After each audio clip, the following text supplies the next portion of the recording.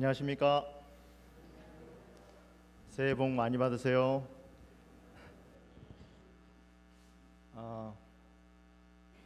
어떻게 새해 시작을 어떻게 하셨습니까? 좀 2024년을 시작하면서 올해는 내가 이렇게 살아봐야겠다라는 생각을 할 여유가 좀 있으셨어요? 아니면 올해도 뭐 별다른 생각 없이 그냥 바쁘게 시작하다 보니까 새해가 됐습니까? 바라기는 오늘 이 예배 시간이라도 우리가 한 해를 시작하면서 이 한 해를 내가 어떻게 살아야 될지 좀 생각하는 시간이 되었으면 좋겠습니다. 우리 아버지께서 은혜를 주셔서 올 한 해를 살아가는 우리에게 지표가 될 수 있는 말씀을 우리 각자에게 주시는 예배 시간이 되기를 간절히 바랍니다. 오늘은 누가복음 24장 13절로 37절에 있는 말씀을 가지고 솔라 스크립투라라는 제목으로 하나님의 말씀을 나누겠습니다. 여러분, 솔라 스크립투라라는 말씀은, 이 단어는 라틴어입니다. 마르틴 루터가 종교 개혁을 약 500년 전에 종교 개혁을 시작할 때 그의 마음 가운데 가지고 있었던 세 가지 원칙 가운데 하나입니다. 솔라 스크립투라, 솔라 피데, 솔라 그라티아.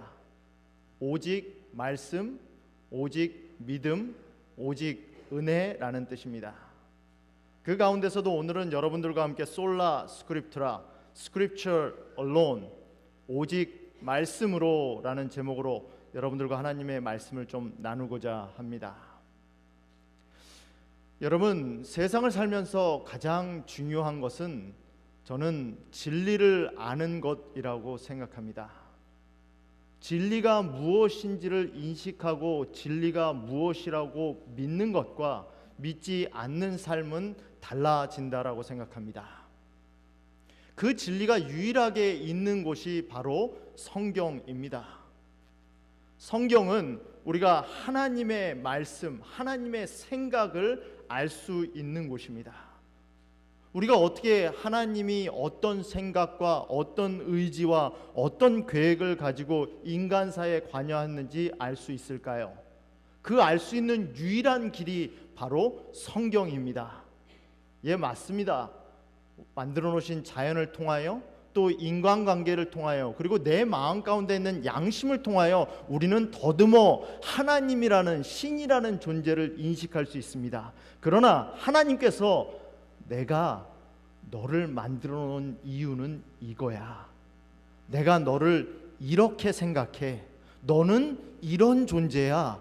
미래에 너를 향해서 이런 계획이 있어 라고 적어 놓으신 유일한 메시지가 있는 곳은 성경밖에는 없습니다. 때문에 내가 성경을 어떻게 인식하고 성경을 얼마만큼 아느냐에 따라서 우리의 삶은 바뀔 수밖에 없습니다. 성경을 어떠한 진리로 인식하고 어떠한 무게감으로 받아들이냐에 따라서 우리의 삶은 달라질 수밖에 없습니다. 저희 집에서도 말의 경중이 있어요. 예은이가 말하는 것과 아빠가 말하는 것의 무게가 다릅니다. 예은이가 말을 하면 아무도 신경 쓰지 않는 경향이 있습니다. 슬프지만 그런 경향이 있어요. 그러나 아빠가 말하면 그 말이 이루어질 걸 알기 때문에 아이들이 준비합니다. 이번 크리스마스 때는 우리가 이렇게 할 거야. 그러니까 너희가 원하는 걸 말해. 그러면 아이들이 생각을 하고 준비를 해요. 여러분, 우리가 하나님의 생각을 어떻게 알 수 있습니까? 하나님의 말씀을, 하나님의 마음을 어떻게 알 수 있죠? 유일한 길은 성경입니다. 성경을 알지 못하면 그렇기 때문에 멸망할 수밖에 없는 길에 들어서게 되어 있습니다. 성경을 부분적으로 아는 것도 정확하지 않습니다. 오늘 본문에 나오는 엠마오로 가는 두 제자는 성경을 사랑하는 사람이 성경을 싫어하는 사람이 아니었습니다. 성경을 모르는 사람이 아니었습니다. 성경을 믿지 않는 사람이, 불신하는 사람이 아니었습니다. 성경을 연구하고 성경을 믿고 성경을 사랑하고 성경을 읽는 사람이었습니다. 그럼에도 불구하고 엠마오로 가는 이 두 사람은 슬픔 가운데밖에 있을 수밖에 없은 환경에 처한 사람이었습니다. 왜 그렇습니까? 그들이 성경에 있는 것을 다 알지 않았기 때문입니다. 모두 알지 않았기 때문이에요. 여러분, 하나님은 설명서를 다 주셨거든요. 하나님은 앞으로 어떤 일이 벌어질지, 우리 앞에 어떤 일이 있을지, 그 일에 대해서 어떻게 대처해야 될지, 하나님은 우리를 향하여 어떤 마음을 가지고 있는지 이미 다 말씀하셔서 기록해 놓으셨거든요. 그러면 그 기록해 놓은 것을 아는 건 누구 책임이죠? 누구에게 달려 있는 겁니까? 그 책임은 여러분에게 달려 있습니다. 저와 여러분, 우리에게 달려 있어요. 하나님은, 다시 말하면 하나님은 하나님이 하실 일을 이미 다 하셨다는 거예요. 이제 남은 일은 우리가 해야 될 하나님의 말씀을 말씀으로 인식하고 연구하고 받아들이고 그 모든 것을 100% 모든 것을 알기 위하여 노력해야 되는 사명은 저와 여러분에게 있다라는 거예요. 그걸 알지 못하면 어떻게 됩니까? 오늘 엠마오로 가는 두 제자처럼 예수님이 바로 옆에 계셔도 우울할 수밖에 없습니다. 예수님이 동행하고 계셔도 예수님을 못 알아볼 수밖에 없어요. 예수님이 옆에 계시지 않기 때문이 아니라, 예수님이 나한테 말씀을 걸지 않기 때문이 아니라, 예수님이 나랑 멀리 떨어져 있기 때문이 아니라, 말씀을 온전히 이해하지 못한 사람은 예수님이 옆에 계셔도 알아보질 못해요. 예수님이 옆에서 같이 말씀을 하셔도 그게 예수님인 줄 알지 못합니다. 그리고 자기 연민과 자기 동정에 빠져서 슬퍼할 수밖에 없어요. 솔라 스크립트라, 스크립처 alone, 오직 말씀으로, 오직 성경으로 하나님이 오늘 우리에게 권면하신다는 것을 우리 누가복음 24장 오늘 말씀을 통해서 여러분들과 좀 함께 나누고 싶습니다. 어떨 때 보면은 좀 마음 가운데 답답함이 있습니다. 자꾸 목마르다고 해요. 근데 옆에 생수가 놓여 있는데, 옆에 우리 먹으라고 마시라고 생수가 놓여 있는데 자꾸 목마르다고 그럽니다. 자꾸 배고프다고 해요. 이미 밥상이 차려져 있는데 자꾸 배고프다고 합니다.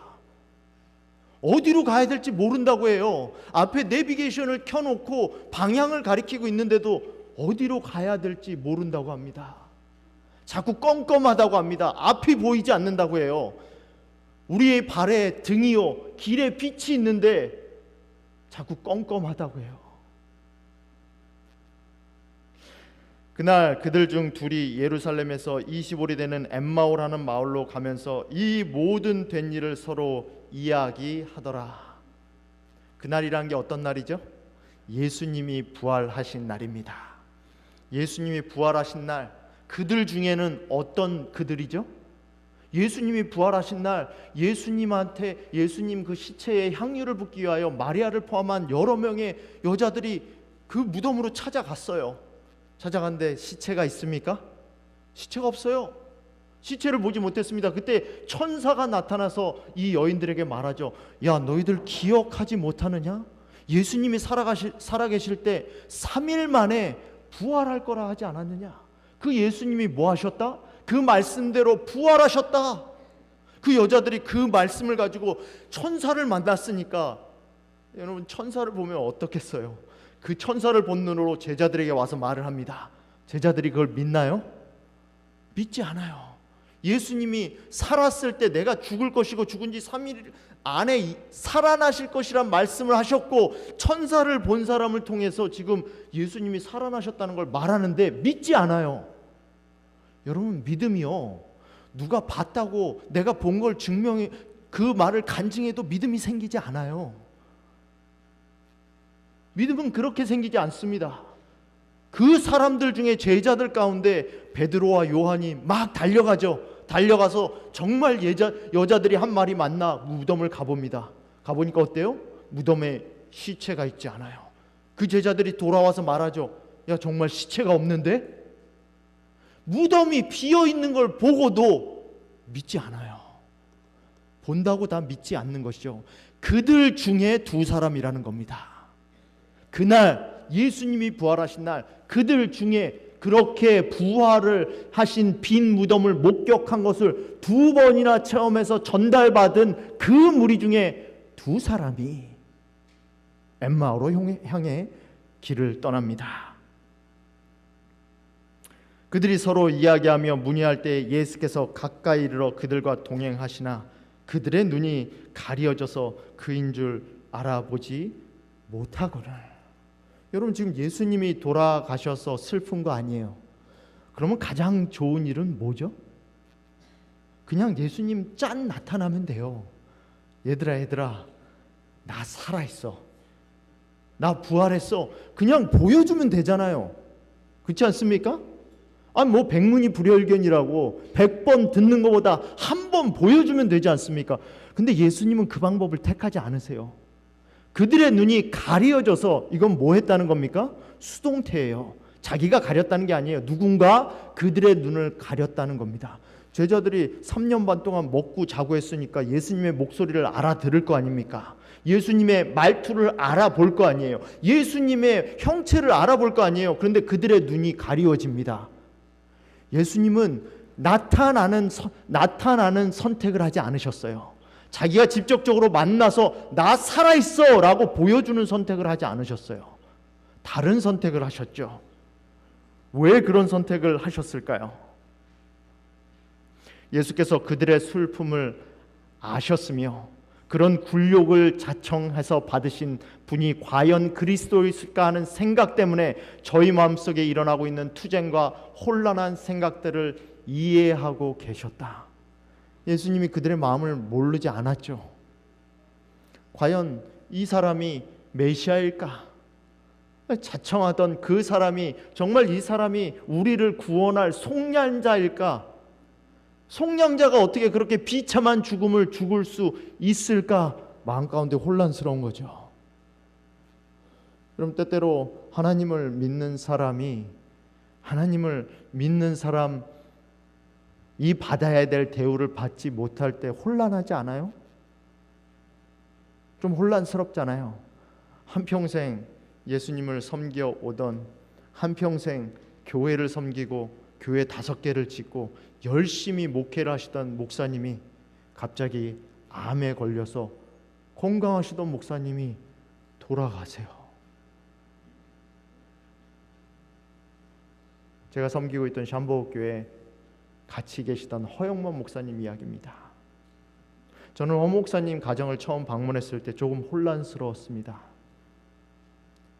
정말 한 1200 스퀘어푸트도 안 되는 조그마한 콘도에 2층에 두 분이 2층짜리 콘도에 사시더라고요. 한평생을 목회를 하고 사셨는데 집도 한 채 없으신가? 근데 목사님하고 이렇게 이야기를 나눠보니까 왜 집이 없는지 알겠어요. 목사님이 35년을 미주에서 목회하면서 교회를 5개를 건축하셨어요. 5개 건축하시니까 건축할 때마다 목회자가 먼저 모본을 보여야 되지 않습니까? 목회자 봉급으로 있는 힘껏 모본을 보이니까 지금 살고 있는 그 1200 스퀘어푸트도 안 되는 그 콘도도 자기 게 아니에요. 아들이 마련해 준 거예요. 때때로 우리가 우리 삶 가운데 하나님을 신실하고 믿고 있는 사람들 삶 가운데 이 일이 하나님을 믿는 사람들에게 일어나야 되는 일인가라는 일들을 보면 혼란스럽지 않으세요? 그런 일들이 내 삶에 닥치면 더 혼란스럽지 않습니까? 이 자가 과연 우리를 속량할 자인가? 그들은 슬픔을 억제할 수 없어서 울었다. 그냥 야, 너희 가운데 하고 있는 이야기야 뭐야? 라고 한마디 물었는데 그 물음을 듣고 뭐해요? 울기 시작하는 거예요.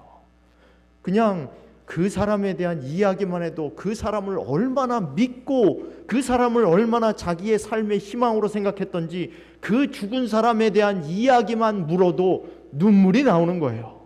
예수께서는 저희의 마음이 당신의 마음과 사랑으로 묶여진 것을 알고 저희 눈물을 씻어주며 그들에게 기쁨과 즐거움을 가득 채워주고자 하셨다. 그럼 나타나면 되잖아요. 그러나 그분은 저희가 결코 잊지 말아야 할 교훈을 먼저 그들에게 주셔야만 했다. 예수님이 그들에게 먼저 알려주셔야 되는 게 있다라는 거예요. 여러분, 때때로 예수님이 여러분이 고통당하도록 허락하십니다. 때때로 혼란하도록 허락하세요. 때때로 갈등하도록 허락하십니다. 때때로 보이지 않도록 허락하세요. 때때로 예수님이 나랑 함께 있는 게 맞는가라는 의심을 하도록 허락하십니다. 왜요? 우리가 결코 잊지 말아야 할 교훈을 먼저 가르쳐 주셔야 될 때가 있기 때문이에요. 예수님이 그렇게 그들에게 혼란하도록 허락하십니다.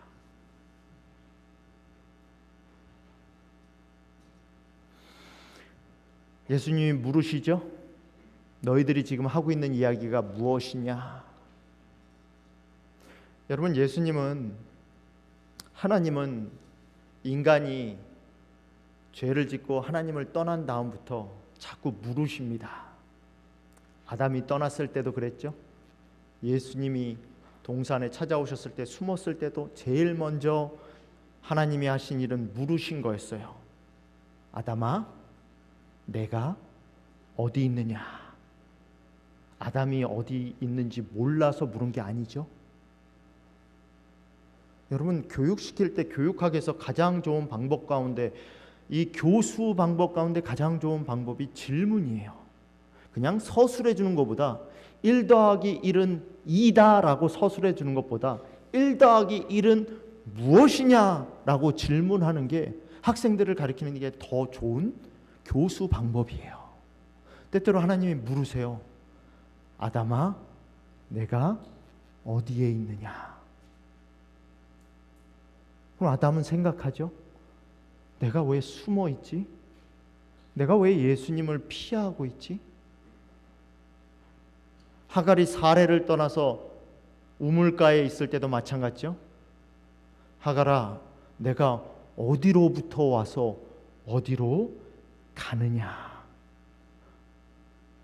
하갈은 자기의 본분이 무엇인지도 몰랐고 어디로 가야 된다는 계획도 없었습니다. 그 질문을 받을 때 하갈이 생각하죠. 내가 여기서 택할 수 있는 선택지는 무엇인가? 내가 어디로 가는가? 이 제자들에게도 예수님은 제일 먼저 물으십니다. 너희가 대화하는 것이 무엇이냐? 제자들이 이렇게 대답하죠. 나사렛 예수의 이르니 그는 하나님과 모든 백성 앞에서 말과 일에 능하신 선지자이거늘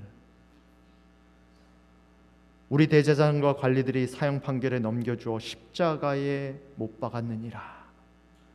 우리는 이 사람이 이스라엘을 속량할 자라고 바란노라. 그들은 예수님을 하나님이라고 믿었습니다. 예수님이 행하시는 일을 보면서 그 일은 하나님이 함께 하시지 않고서는 불가능한 일이라는 것을 믿었습니다. 그들은 예수 그리스도께서 메시아, 속량자라시는 것을 믿었습니다. 그들이 성경을 모르지 않았죠? 예수님을 믿지 않았던 것도 아니었죠. 성경을 알았고 예수님을 믿었습니다.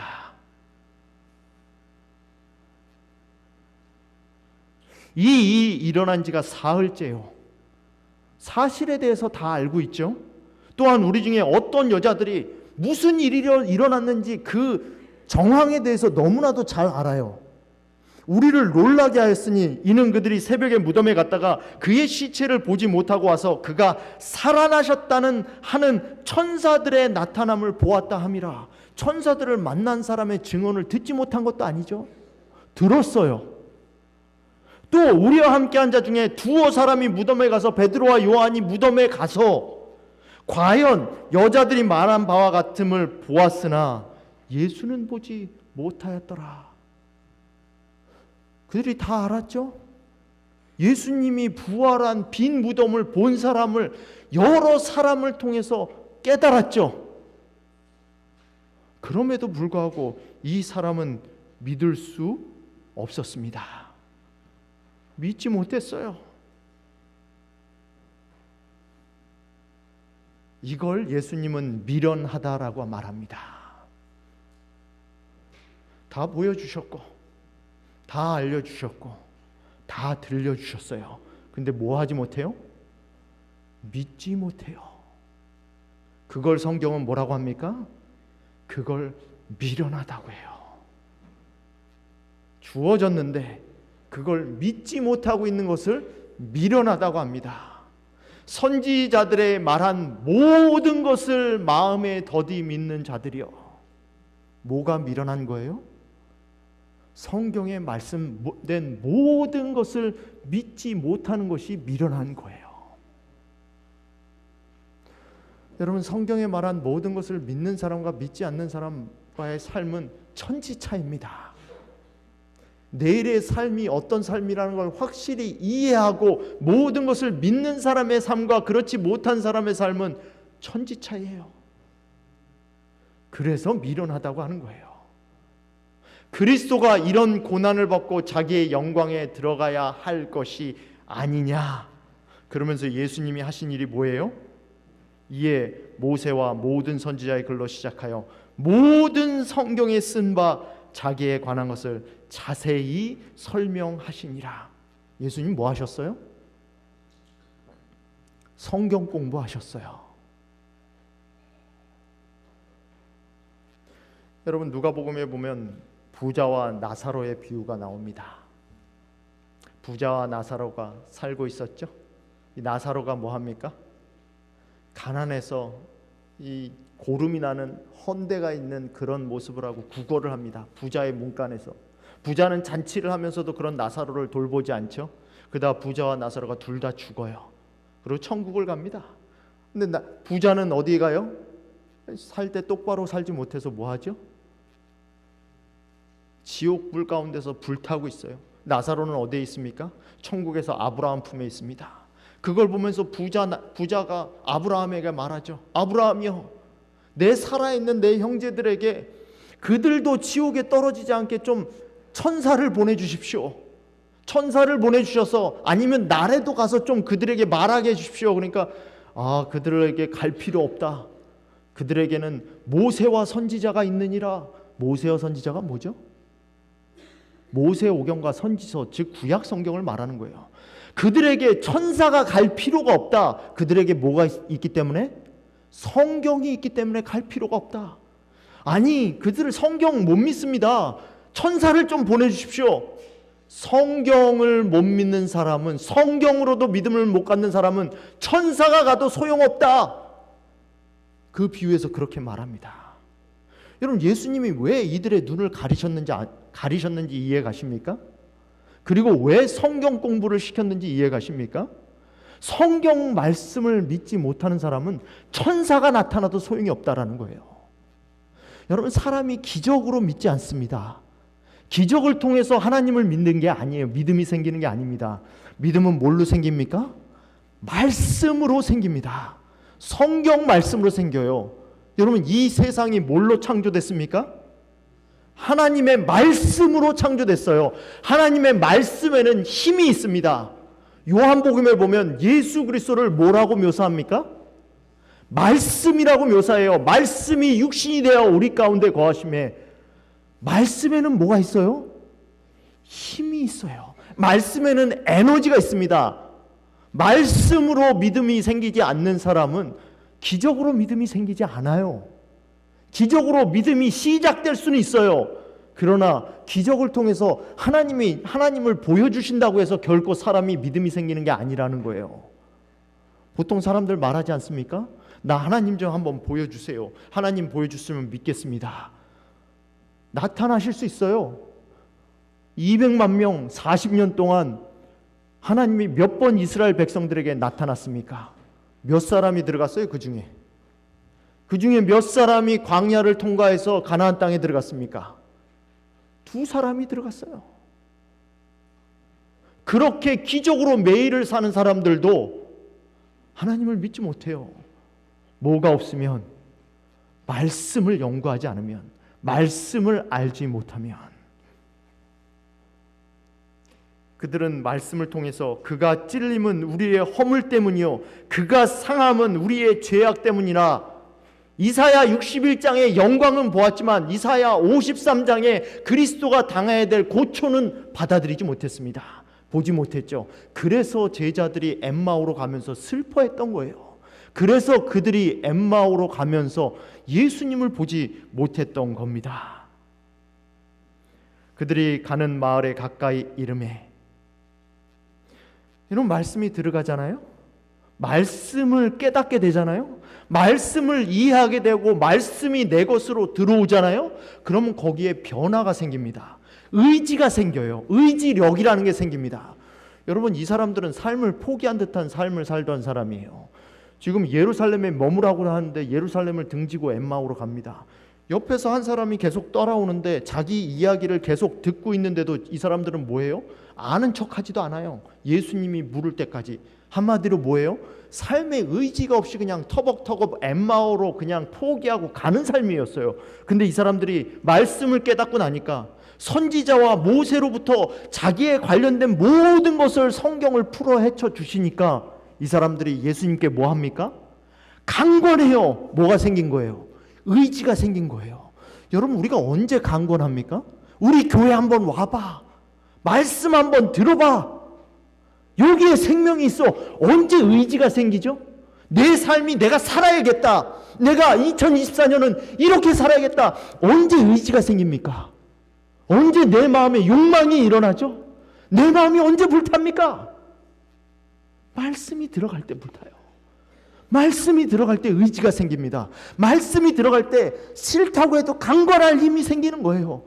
얘야, 이리 와봐. 나랑 좀 기도 좀 해봐. 나랑 좀 말씀 좀 봐봐. 우리 말씀 좀 들게. 우리 교회 한번 와봐. 언제 이런 의지가 생깁니까?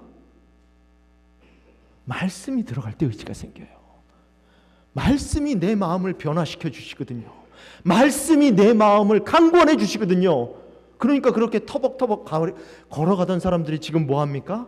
강권하는 거예요. 강권. 생전 처음 본 사람, 더 가려는 사람 뭐합니까? 붙들죠. 왜? 그 사람이 말씀을 풀어주었으니까.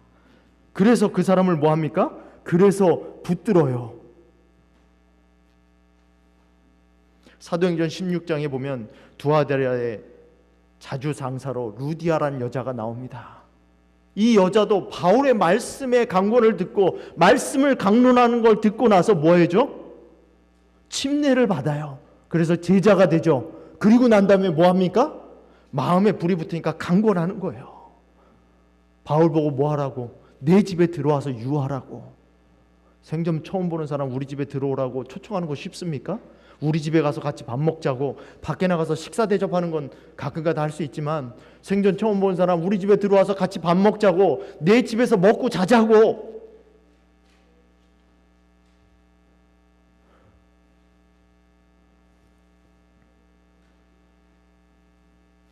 그들과 함께 음식 잡수실 때에 떡을 가지사 축사하시고 떼어 그들에게 주시니 그들의 눈이 밝아져 그인 줄 알아보더니 예수는 그들에게 보이지 아니하시는지라. 언제 밝아졌어요, 눈이? 말씀을 깨닫고 나니까 눈이 밝아져서 예수님이 보이는 거예요. 여러분, 우리가 예수님이 옆에 안 계셔서 안 보이는 게 아니라니까요.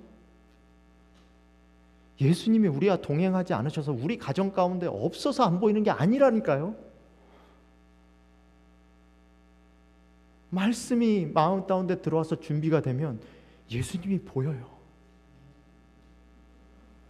근데 말씀을 깨닫고 난 다음에는 예수님이 보이지 않아도 여기 보이지 아니하시는지라 사라지잖아요. 그래도 아무 상관이 없어요. 말씀이 마음 가운데 들어간 사람은, 말씀이 심겨진 사람은 예수님이 굳이 보이지 않아도 돼요. 내 삶 가운데 기적이 이루어지지 않아도 돼요. 내 기도가 응답되어지지 않아도 돼요. 그것이 예수님이 계시다는 증거가 될 필요가 없어요.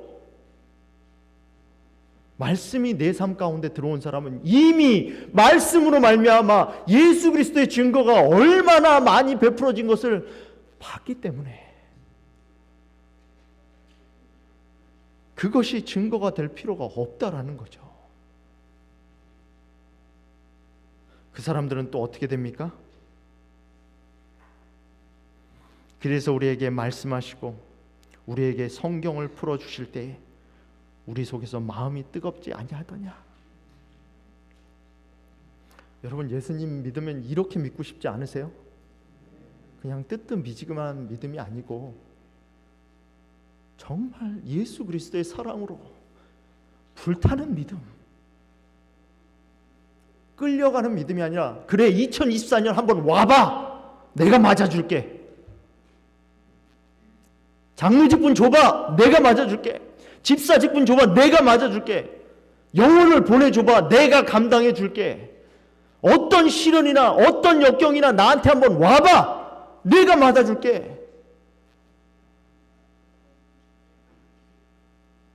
그런 뜨거움은 말씀이 들어간 사람에게서 일어납니다. 그런 뜨거움은 말씀이 그 마음 가운데 자리 잡힐 때 일어나요.